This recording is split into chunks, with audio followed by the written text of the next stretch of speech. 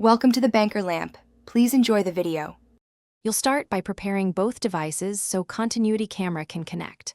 On your iPhone, run iOS 16 or newer, and on your Mac, make sure macOS Ventura or later is installed, because that's how the camera handoff works. Once done, sign into the same Apple ID, turn on Bluetooth and Wi-Fi on both devices, and keep the iPhone unlocked and nearby.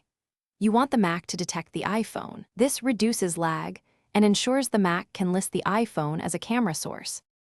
Now you switch the Mac's camera to the iPhone while in FaceTime. Join or start a FaceTime call and then open the video menu in the call window or use the menu bar camera selector. Choose your iPhone's name as the input. The Mac redirects video from the iPhone instantly.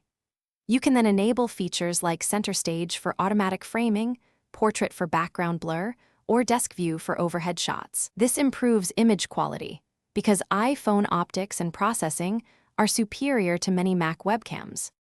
Finish by optimizing placement and resolving common issues. Mount the iPhone with a stable holder or MagSafe, stand at eye level, and avoid strong backlight so exposure stays balanced. That's why positioning matters for perceived quality. If the video stutters or disconnects, make sure Bluetooth and Wi-Fi remain on, toggle airplane mode briefly to reset radios, and try restarting FaceTime. If problems persist, reboot both devices and confirm both are updated. That frequently fixes compatibility bugs.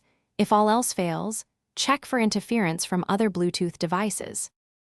Thanks for watching. If this was helpful, leave a like and consider subscribing. See you next time.